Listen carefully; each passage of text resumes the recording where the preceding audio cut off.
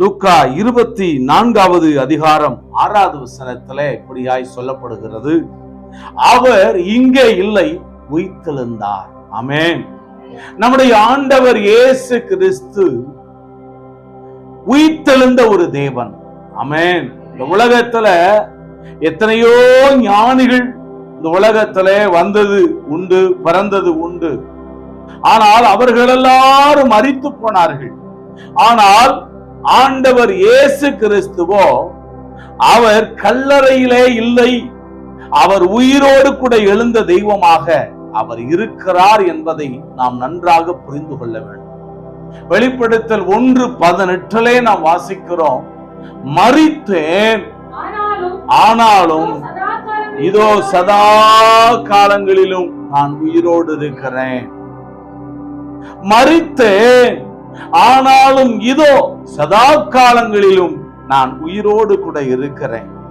ஆண்டவர் இயேசு கிறிஸ்து செத்து போன, அவர் அடக்கம் பண்ணப்பட்டு அவர் செத்து போய் அவருடைய கல்லறையிலேயே இருக்கிற ஒரு தெய்வம் அல்ல. அவர் கல்லறையை புரட்டி கல்லறையிலிருந்து வெளியே வந்த அற்புதமான ஆண்டவர் அவர். தெரிந்து கொள்ளுங்க, இதோ நான் பாதாளத்திற்கும் மரணத்துக்கும் உரிய திறவுகோல்களை உடையவராக இருக்கிறேன். அவர் மரித்தேன், சதா காலங்களில் நான் உயிரோடு இருக்கிறேன், நான் மரணத்துக்கும் பாதாளத்துக்கும் உரிய திறவுகோல்களை உடைய தேவனாக இருக்கிறேன். அப்படின்னா என்னன்னா, மரணத்துக்கான சாவியும் அவர்கிட்ட தான் இருக்கு, பாதாளத்துக்கு உரிய சாவியும் அவர்கிட்ட தான் இருக்கு. ஒருவரும் பூட்டக்கூடாதபடிக்கு திறக்கிறவர் அவர்தான், ஒருவரும் திறக்க கூடாதபடிக்கு பூட்டுகிறவரும் அவர்தான். அவருக்கு முன்னாடி நாம வாயவே திறக்க முடியாது. இந்த உலகத்துல வந்து மனுக்குலத்துக்காக தன்னுடைய சொந்த இரத்தத்தை சிந்தி கல்வாரி சிலுவையிலே பாவத்தினுடைய மீட்புக்கான கிரயத்தை செலுத்தி அடக்கம் பண்ணப்பட்டு 3ஆம் நாளிலே உயிரோடு கூட எழுந்து இன்றைக்கும் இந்த உலகத்திலே ஜீவித்துக் கொண்டிருக்கிற ஒரே தெய்வம் ஆண்டவர் இயேசு கிறிஸ்து என்பதை நாம் நன்றாக புரிந்து கொள்ள வேண்டும். இந்த ஆண்டவர் உயிர்த்தெழுந்த ஆண்டவர், உயிர்த்தெழுந்த தெய்வம் அவர். அவர் இங்கே இல்லை, அவர் உயிர்த்தெழுந்தார் என்று பார்க்கிறோம். லூக்கா 24ஆம் அதிகாரத்துல வாரத்தின் முதலாம் நாள் ஞாயிற்றுக்கிழமை, அதனாலதான் நம்ம ஆராதனை நாட்களை நம்ம ஞாயிற்றுக்கிழமையாக நம்ம என்ன செய்யறோம்னா நம்ம தொழுது கொண்டு வருகிறோம். வாரத்தின் முதலாம் நாள் அதிகாலையிலே ஆயத்தம் பண்ணின கந்தவர்க்கங்களை அவங்க எடுத்துக்கொண்டு எங்க ஓடுறாங்கன்னா கல்லறையினிடத்துக்கு வந்தார்கள். நாம நிறைய வேளைகள்ல நம்முடைய ஆண்டவரை தேடி கல்லறைக்கு ஓடிக்கொண்டிருக்கிறோம். நல்லா கவனிங்க, லேகியோன் பிசாசு பிடித்தவன் கல்லறையிலே அவன் வாழ்வு இருந்தது, கல்லறையிலே அவன் ஒவ்வொரு நாளும் தன்னுடைய வாழ்க்கையை நடத்தி கொண்டிருந்தான். சாத்தான் இன்றைக்கு அநேக மனிதர்களை கல்லறைகளிலே வைத்திருக்கிறான். என்ன கல்லறை? பாவம் என்கிறதான கல்லறையிலே வைத்திருக்கிறான். இன்றைக்கு குடித்து வெறித்து அதற்கு அடிமைப்பட்டு வாழக்கூடியதான ஒரு கல்லறையிலே மக்களை வைத்திருக்கிறான். பணத்துக்கு அடிமையாக்கி வைத்திருக்கிற ஒரு கல்லறையிலே வைத்திருக்கிறான். பலவிதமான இச்சை இன்பங்களுக்கு அடிமைப்பட்டு போன கல்லறைகளிலே மனிதர்களை வைத்திருக்கிறான். எல்லாம் கவனிங்க, ஆண்டவரை தேடி உயிர்த்தெழுந்த தெய்வத்தை தேடி கல்லறைக்கு நாம் ஓடக்கூடாது. இன்றைக்கு அநேக பாரம்பரியமா இயேசுவை பின்பற்றுகிற மக்கள் கல்லறை திருநாள் என்று கொண்டாடி கொண்டிருக்கிறார்கள். கல்லறை திருநாளை இயேசு நமக்கு ஆண்டவர் கொண்டாடும்படியா சொல்லல, உயிர்த்தெழுந்த இயேசுவை நாம் கொண்டாடும்படியாக, உயிர்த்தெழுந்த ஆண்டவரை நம்முடைய வாழ்க்கையிலே மகிமைப்படுத்தும்படியாக நாம் அழைக்கப்பட்டிருக்கிறோம். அதனால கல்லறை திருநாள் அப்படின்னு சொல்லி கொண்டாடுகிற பாரம்பரியங்களை இன்றைக்கு கிறிஸ்தவ ஜனம் உடைத்து எறிய வேண்டும், உடைத்தெறிய வேண்டும். கந்த வர்க்கங்களை எடுத்துக்கொண்டு போனாங்க அவங்க.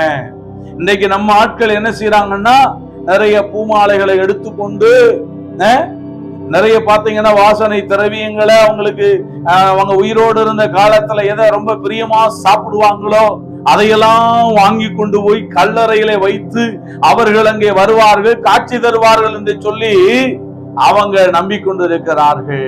நல்லா கவனிங்க, இயேசு கிறிஸ்து மட்டும்தான் மரித்தோரில் இருந்து முதற் பிறந்தவர். அவர் மட்டும்தான் மரித்து உயிரோடு கூட எழுந்தவர். அவர் வருகையின் நாளிலே நாமும் கூட உயிரோடு கூட எழுப்பப்படுவோம். அவர்கள் ஓடி கல்லறையினிடத்திலே வந்தார்கள். அங்கே கல்லறையினுடைய கல்லறையை அடைத்திருந்த கல் புரட்டி தள்ளப்பட்டிருக்கிறதை கண்டு என்று நாம் பார்க்கிறோம். இந்த கல்லுக்கு நாம் இப்படியாய் பேர் வைப்போம். என்னன்னா அது ஒரு அதிசயமான கல். ஆமென் சொல்லுங்க. அதிசய கல். நம்முடைய ஆண்டவர் இயேசு கிறிஸ்து அவர் மூளைக்கல்லாக மட்டுமல்ல, அவர் ஒரு அதிசயமான கல்லாக இருக்கிறார். இந்த கல்லுக்கு நான் ஏன் அதிசய கல் என்று சொல்லுகிறேன் என்றால், இது இயேசு கிறிஸ்துனுடைய அவருடைய சரீரம் அடக்கம் பண்ணப்படுவதற்காகவே வடிவமைக்கப்பட்ட கல். அதனாலதான் இது அதிசய கல். அந்த கல் அதுக்கு தகுதி பெற்றது. ஆமென். அவருடைய கல்லறையில அடைக்கிறதற்கு இந்த கல்லை வடிவமைத்திருந்தார்கள். அதே போலதான் பாருங்க, இயேசு கிறிஸ்து ஒரு அதிசயமான ஒரு மூளை கல்லாக, அவர் நம்முடைய வாழ்வுக்கு வாழ்வு தரும் கல்லாக அவர் இருக்கிறார். வசனம் சொல்லுகிறது, ஜீவனுள்ள கல்லாகிய ஜீவனுள்ள மூளை கல்லாகிய அவரிடத்துல சேர்ந்தவர்களாகிய நீங்கள். நல்லா கவனிங்க. இன்றைக்கு நம்முடைய வாழ்க்கையினுடைய ஆசீர்வாதங்களை, நன்மைகளை நாம் அனுபவிக்க முடியாதபடிக்கு எப்படிப்பட்டதான கல் அடைக்கப்பட்டிருந்தாலும் அந்த கல்லை ஆண்டவர் புரட்டி தள்ளி நம்முடைய வாழ்வுக்கு வர வேண்டியதான ஆசீர்வாதங்களை, நன்மைகளை நமக்கு வந்து அடையும்படியாக தேவன் செய்வார். ஆமென். உங்களுடைய ஆசீர்வாதத்தினுடைய வாசல எந்த கல்லும் அடைக்க முடியாது. நம்முடைய ஆண்டவர் தான் ஆசீர்வாதத்தின் வாய்க்காலாக இருக்கிறார் என்பதை நன்றாக புரிந்து கொள்ளுங்கள். பாருங்க, அந்த கல்லறையினுடைய கல் புரட்டி தள்ளப்பட்டிருக்கிறத கண்டு உள்ளே பிரவேசித்து இயேசுவின் சரீரத்தை காணாமல் அவர்கள் கலக்கம் அடைந்திருந்ததாக நாம் பார்க்கிறோம். அங்கே உயிரோடு கூட இருக்கிறவரை நீங்கள் மரித்தோரிடத்திலே தேடுகிறதென்ன? இயேசு கிறிஸ்துவினுடைய கல்லறை இன்றைக்கும் காலியாகவே இருக்கிறது. 2024 ஆண்டுகள் இன்றைக்கு ஆகிவிட்டது. இன்றைக்கும் நாம் போய் இயேசுவின் கல்லறையை பார்ப்போம் என்றால் அந்த கல்லறை இன்றைக்கும் திறந்தே இருக்கிறது. அந்த கல்லறையிலே இயேசு இல்லை. ஏனென்றால் கல்லறையிலிருந்து இயேசு உயிரோடு கூட எழுந்து இந்த உலகத்தின் மக்களுக்கு வாழ்வளிக்கும்படியாக அவர் பரலோகத்திற்கு உயிரோடு கூட எழுந்தருளி சென்று இருக்கிறார். அவர் உயிரோடு கூட எழுந்து சென்ற அந்த இயேசு சீக்கிரமாய் நம்மை மீட்கும்படியாக மறுபடியுமாய் அவர் வரப்போகிறார். அல்லேலூயா. பாருங்க, அங்கே நீங்கள் உயிரோடு இருக்கிறவரை நீங்கள் மரித்தோரிடத்திலே தேடுகிறது என்ன? யார் சொன்னா? தேவதூதர்கள் சொல்றாங்க. உயிரோட இருக்கிறவரை மரித்தோரிடத்திலே தேடுறீங்களே அப்படின்னு சொன்னாங்க. நல்லா கவனிங்க. நாம இன்னைக்கு தான் இயேசு உயிரோடு கூட எழுந்தார் என்று சொல்லி நாம் நினைவு கூறுகிறோம். இல்ல, நம்ம ஆண்டவர் இன்னைக்கு தான் உயிரோட எழுந்தாரா? இல்ல. என்றைக்கு நாம் இயேசுவை விசுவாசித்து அடக்கம் பண்ணப்பட்டு ஞானஸ்நானத்திலே நாம் அப்படியே நாம ஜலத்தை விட்டு வெளியே வந்தோமோ அவரோடு கூட உயிரோடு கூட எழுந்து விட்டோம். ஒவ்வொரு நாளும் உயிர்த்தெழுந்த ஆண்டவர் நம்முடைய இருதயங்களிலே வாழுகிறார். உயிர்த்தெழுதலினுடைய நினைவை ஒவ்வொரு நிமிஷமும் நாம நினைக்கணும். ஏதோ ஒரு நாள் ஈஸ்டர், புனித வெள்ளின்னு சொல்லி கொண்டாடக்கூடாது. அது பாரம்பரியம்.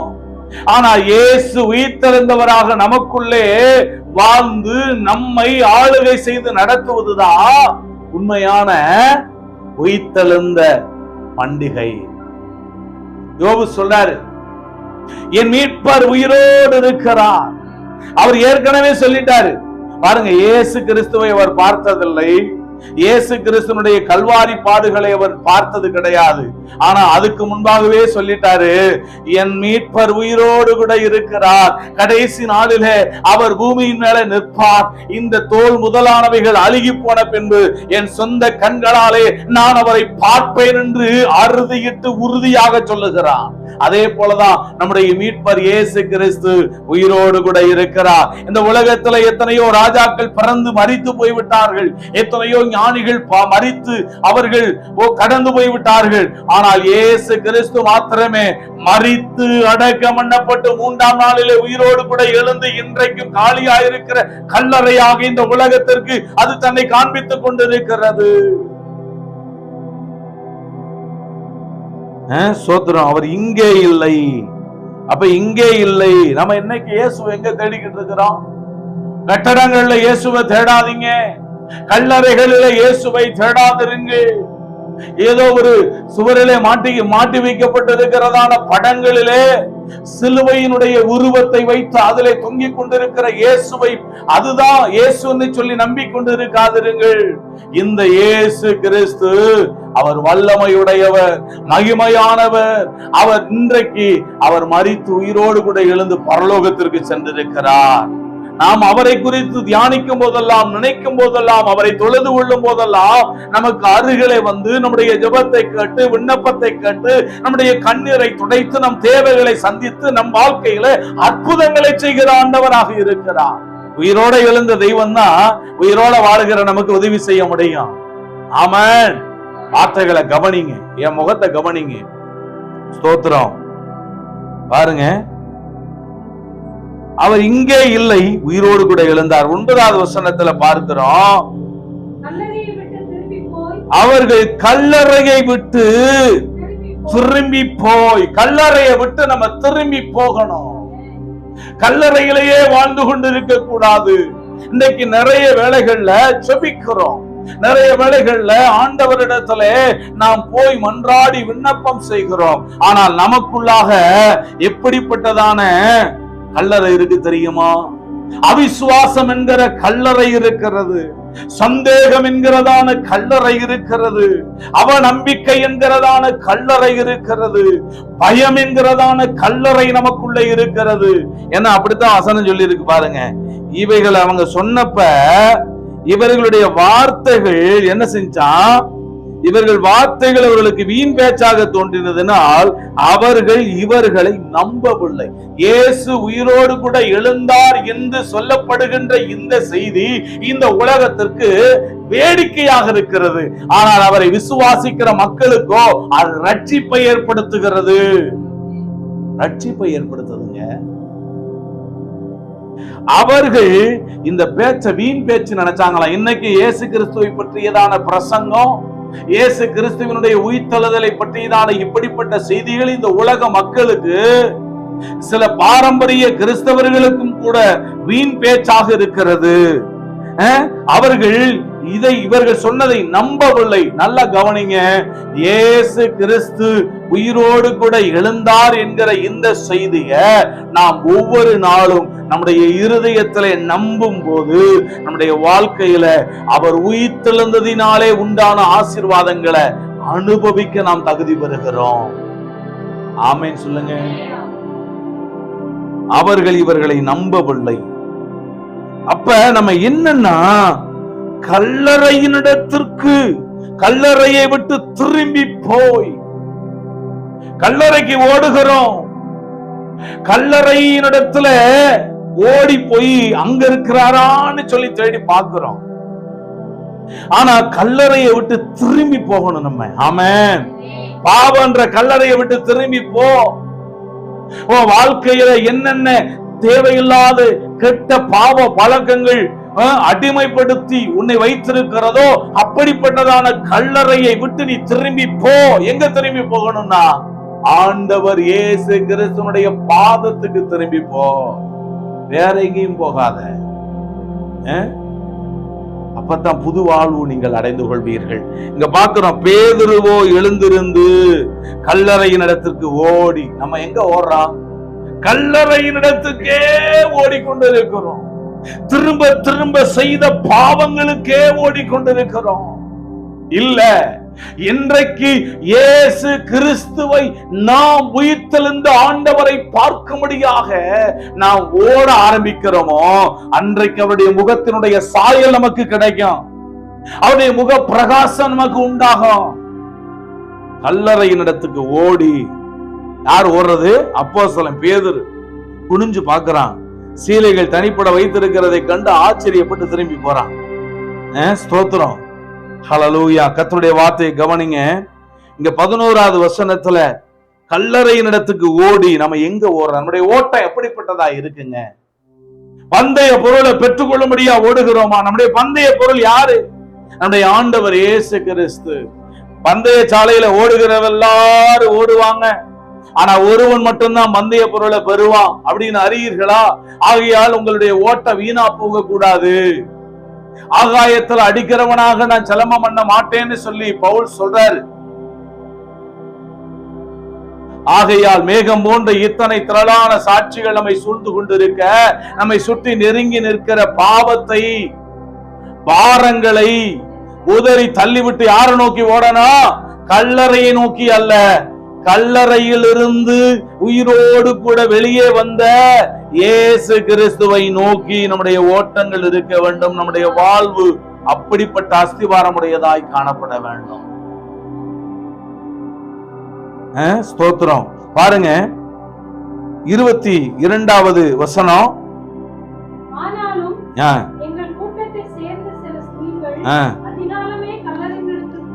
ஆமா, எங்க போறாங்க? அதிகாலமே கல்லறைக்கு போறாங்க. அதிகாலமே வேத வசனங்களை, அதிகாலமே ஜெபிக்கும்படியா நாம தேடணும். ஆமென். அதிகாலையில இருட்டோட எழுந்து புறப்பட்டு பிதாவை நோக்கி இயேசு சென்றாராம். நாமும் கூட அதிகாலையில கர்த்தருடைய முகத்தை நம்ம நோக்கி பார்த்து அந்தந்த நாளுக்கு அவர் கொடுக்கின்ற அந்த கிருபைகளை, புதிய அந்த கிருபைகளை பெறுவதற்காக அவர் முகத்தை நம்ம தேடணும். அதிகாலையில கல்லறைக்கு புறப்பட்டு போறாங்க. உயிர்த்தெழுந்த இயேசுவை கல்லறைகளை நம்ம பார்க்க முடியாது. உயிர்த்தெழுந்த இயேசுவை இன்றைக்கு நாம் வேதத்திலே நாம் பார்க்க முடியும். உயிர்த்தெழுந்த இயேசுவை நீங்க எப்பொழுதெல்லாம் அவர் பாதத்திலே போய் நீங்கள் முழங்கால் படியிடுகிறீர்களோ, அப்பொழுதெல்லாம் அந்த உயிர்த்தெழுந்த ஆண்டவர் இயேசு உங்கள் அருகிலே வந்து உங்கள் தேவைகளை சந்திப்பார். உங்களோடு கூட ஆண்டவர் பேசுவார். சில வேளைகள்ல அவர் முகமுகமாய் உங்களுக்கு காட்சி கூட தருவார். ஏன்னா அவரை யாரெல்லாம் உண்மையாய் தேடுகிறார்களோ அவர்கள் அவரை கண்டுபிடிப்பார்களாம். ஆமா, என்னை முழு இருதயத்தோடு தேடினீர்களானால் என்னை தேடுகையிலே என்னை கண்டுபிடிப்பீர்கள். நல்லா கவனிக்கணும். கல்லறை இடத்துக்கு அவங்க ஏன் ஓடுனாங்கன்னா, கல்லறையிலே அடக்கம் பண்ணப்பட்ட இயேசுவின் சரீரத்தை அவர்கள் பெற்றுக்கொள்வதற்காகத்தான் போனாங்களே தவிர, மரித்து போன சரீரத்தை அல்ல, உயிர்த்தெழுதலின் சரீரத்தை உடைய நம்முடைய ஆண்டவர் இயேசு இன்றும் வாழுகிறார். அங்க அந்த பழைய சரீரம் இல்ல. நம்முடைய வாழ்க்கையிலும் கூட நம்முடைய பழைய சரீரம் அழிஞ்சு போகணும். நம்முடைய ஜென்ம சுபாவங்கள் அழிந்து போக வேண்டும். நம்முடைய பாவ சரீரம் சிலுவையினாலே அழிக்கப்பட வேண்டும். ஒரு புதிய மறுரூபமாக்கப்பட்ட ஒரு புதிய உயிர்த்தெழுந்த சரீரத்தை ஆண்டவரே எனக்கு தாரும், எனக்குள்ளாக உடைய தெய்வீகமான சுபாவங்களை எனக்குள்ளாக தாரும். இந்த உயிர்த்தெழுதல் எதை நமக்கு கொடுக்க விரும்புகிறது என்றால், அவருடைய உயிர்த்தெழுதலினாலே நமக்குள்ளாக மறுரூபமாகுதலை ஆண்டவர் கொடுக்க விரும்புகிறார். தெய்வீகமான சுபாவங்களை ஆண்டவர் நமக்குள்ளாய் கொடுக்க விரும்புகிறார். ஜென்ம சுபாவங்களை நமக்குள்ள அவர் ஒன்று அழிக்க அவர் விரும்புகிறார். இதுதான் நம்ம கற்றுக்கொள்ளணும். அதிகாலமே அவங்க புறப்பட்டு போறாங்க. 22வது வசனத்துல வாசிங்க. அதிகாலமே கல்லறையின் இடத்துக்கு போய் திரும்பி வந்து அவங்க என்ன சொன்னாங்க? செய்தி நாம் இன்றைக்கு இந்த உலகத்திற்கு அறிவிக்கக்கூடிய செய்தி, இயேசு உயிரோடு கூட இருக்கிறார். ஆமென். என் மீட்பர் உயிரோடு இருக்கிறார். இதோ மரித்தேன், சதா காலங்களிலும் உயிரோடு இருக்கிறேன் என்று சொன்ன தெய்வம். 24வது வசனத்துல, அப்பொழுது எங்களிலே சிலர் கல்லறையின் இடத்துக்கு போய் மறுபடி கல்லறைக்கே தான் போறாங்க. கல்லறைக்கே தான் போறாங்க. இந்த வார்த்தைகள் எல்லாம் பாருங்க, திரும்ப திரும்ப கல்லறையின் இடத்திற்கு போயின்னா வருது. 29வது வசனத்துக்கு வாங்க. லூக்கா 24:29.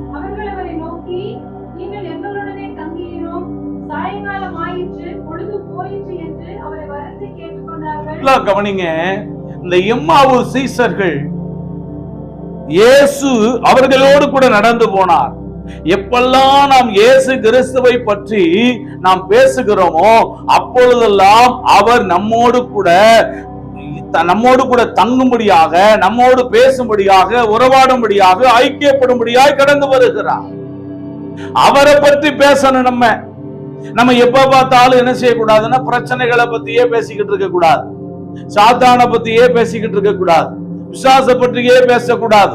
வியாதியை பற்றியும், நோயை பற்றியும், கடனை பற்றியும் பேசிக்கிட்டே இருந்தீங்கன்னா அதுதான் உங்களோடு கூட கடந்து வரும். எதை நீங்க பேசுறீங்களோ அதுதான் உங்க வாழ்வில பயணிக்கும் உங்களோடு கூட. ஆனால் இயேசுவை நீங்கள் பேசும்போது இயேசு உங்களோடு கூட பயணிப்பார். ஆமென் சொல்லுங்க. இயேசுவே, நீர் என்னோடு கூட பயணிப்பதற்காக நன்றி. எம்மாவு சீசர்கள் இயேசுவை பேசினார்கள், அதனாலதான் இயேசு அவர்களோடு கூட பயணித்தார். வீடு வந்துருச்சு, வீடு வந்த உடனே அப்புறம் போகிறது போல காண்பிக்கிறாரு. ஆனா அவங்க அவரை விடல.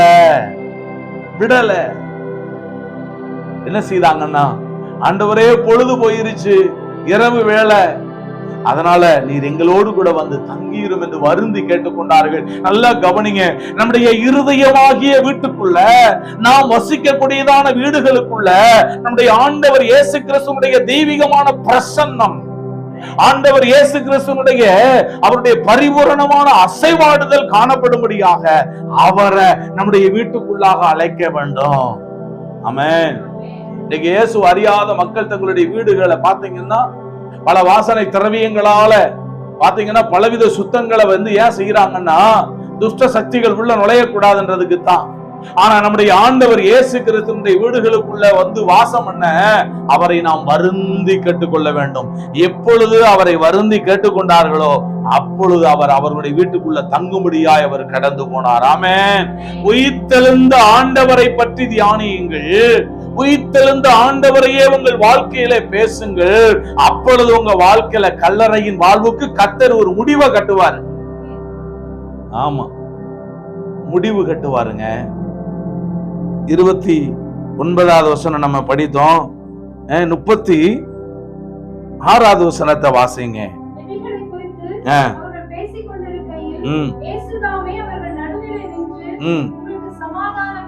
பாருங்க, உயிர்த்தெழுதலினுடைய ஆசீர்வாதம் நமக்கு என்னன்னா, நம்ம வாழ்க்கையில சமாதானத்தை கொடுக்கின்ற ஆண்டவர். ஹல்லேலூயா.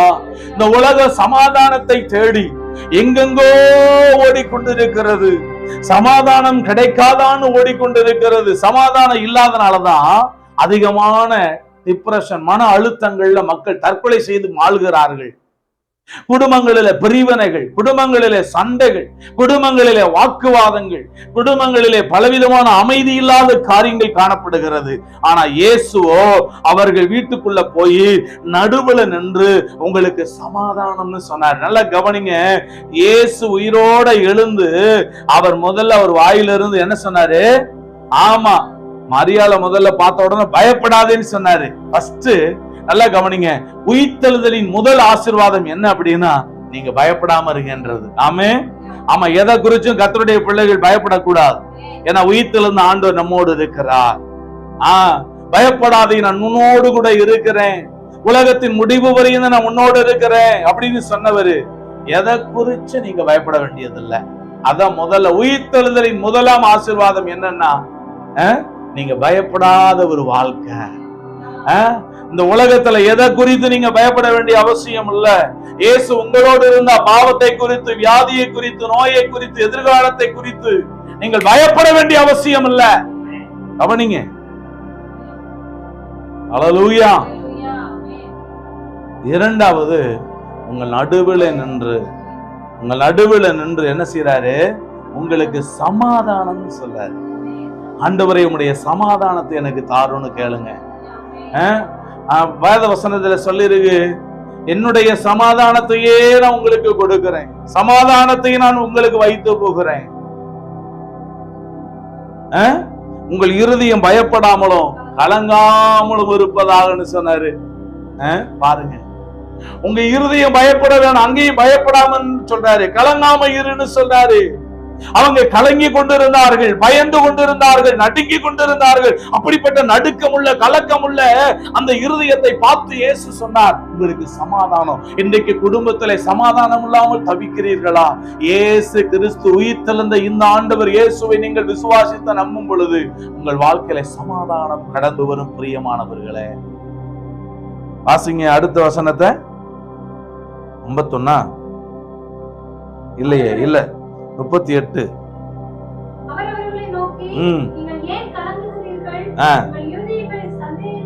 அடுத்து சொல்லாரு, நீங்க ஏன் கலங்குறீங்க?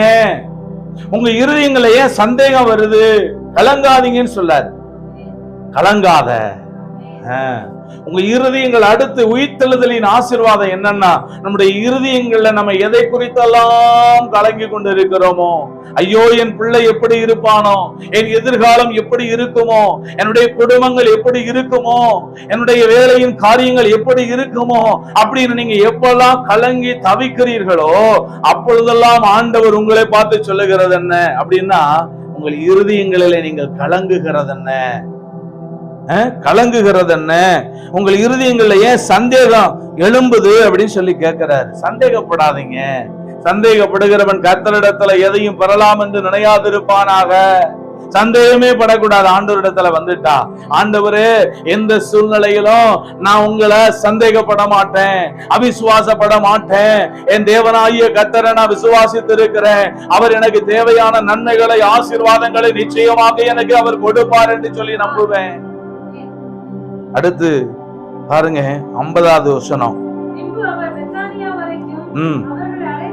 உயிர்த்தெழுதலுடைய ஆசீர்வாதம் என்னன்னா, பெத்தானியா வரைக்கும் அவர் கூட்டிட்டு போய் கைகளை உயர்த்தி ஆசீர்வதிக்கிறார். இது இந்த வசனத்தை கேட்கிற அருமையானவர்களே, அவர் உங்களை ஆசீர்வதிப்பதே ஆசீர்வாதம். ஆமென். அவர் இந்த உலகத்தை விட்டு அவர் பரலோகத்துக்கு எடுத்துக் கொள்ளப்படுகையில அவர் ஆசீர்வதித்து கொண்டே போனாராம். கர்த்தர் நம்மை நினைத்திருக்கிறார், அவர் ஆசீர்வதிப்பார் என்று வசனம் சொல்லுகிறது. அவருக்கு பயப்படுகிற பெரியோரையும் சிறியோரையும் அவர் ஆசீர்வதிப்பார் என்று வசனம் சொல்லுகிறது. ஆரோன் குடும்பத்தாரை ஆசீர்வதிப்பார் என்று சொல்லுகிறது. அதனால அவர் பெரியோரையும் சிறியோரையும் ஆசீர்வதிக்கிற தேவன். பெத்தானியா வரைக்கும் அவர்களை அழைத்து கொண்டே போனார். என்ன கொடுக்க போறார்னு சொல்லி நினைச்சா, அங்க போன உடனே அவர் உயிரோடு கூட எழுந்து அப்படியே பரலோகத்துக்கு போறாரு. போகும்போது எலியாவின் சால்வை அன்றைக்கு எலிசாவின் மேல் விழுந்தது. இன்றைக்கு இயேசு கிறிஸ்துனுடைய சால்வை, அவருடைய ஆசீர்வாதங்கள் நம்முடைய தலையின் மேலே விதைக்கப்பட்டிருக்கிறது, நம்முடைய வாழ்க்கையில விதைக்கப்பட்டிருக்கிறது, நம்முடைய குடும்பத்திலே அவருடைய ஆசீர்வாதங்கள் விதைக்கப்பட்டிருக்கிறது. அதனால இனிமே நீங்க சாபத்தை பார்க்க மாட்டீங்க. மரத்துல தூக்கப்பட்ட எவனும் சபிக்கப்பட்டவன் என்று எழுதியிருக்கிறபடி கிறிஸ்து நமக்காக சாபமாகி நியாயப்பிரமாணத்தினுடைய எல்லா சாபத்துக்கு நம்ம நீங்களாக்கி மீட்டுக் கொண்டாரு. அதனால இனி சாபத்துக்கு நம்ம மேல அதிகாரம் கிடையாது. உயிர்த்தெழுந்த ஆண்டவர் நமக்குள்ளே வசிக்கிறார், வாழுகிறார். ஆசீர்வதித்துக் கொண்டு கைகளை உயர்த்தி அவர்களை ஆசீர்வதித்தார். அவர்களை ஆசீர்வதிக்கையில அவர்களை விட்டு பிரிந்து பரலோகத்துக்கு எடுத்துக் கொள்ளப்பட்டார். ஆமென். அவர் போறப்ப நம்மளை வஞ்சிக்கிட்டே போகல, நம்மளை திட்டிக்கிட்டே போகல, நம்மள அவர் சாபம் போட்டுக்கிட்டே போகல. அவர் போறப்ப கூட பாருங்க, சமாதானத்தை கொடுத்துட்டு போனாரு. போறப்ப என் பிள்ளைய நான் போறேன், நான் போய் திரும்பி வர்ற வரைக்கும் நீ ஆசீர்வாதமாவே இருப்ப, நீ ஆசீர்வதிக்கப்பட்டு கொண்டே இருப்ப. ஏன்னா நீ என் மேல உன் நம்பிக்கையை வச்சிருக்கிற இல்லையா, நீ என்னை விசுவாசித்து வாழுகிறாய் அல்லவா, உயிர்த்தெழுந்த என்ன நீ நம்புகிறாய் அல்லவா. அதனால இந்த உலகத்துல வாழுகிற வரைக்கும், நான் திரும்ப உன்னை வந்து சந்திக்கிற வரைக்கும் நீ ஆசீர்வாதமான ஒரு வாழ்க்கைய, நீ ஆசீர்வாதமா வாழக்கூடியதான ஒரு அந்த கிருபையை நான் உனக்கு தருவேன்னு சொல்லி அவர் கைகளை உயர்த்தி அவர் ஆசீர்வதித்து கொண்டே இருக்கிறார். அல்லேலூயா. எனவே நீங்கள் ஆசீர்வாதமாக இருப்பீர்கள். உயிர்த்தெழுந்த செய்தியை கேட்ட நீங்க நிச்சயமாகவே தேவனால் ஆசீர்வதிக்கப்படுவீர்கள் என்று உங்களை வாழ்த்துகிறேன். கர்த்தர் நம்மை ஆசீர்வதி.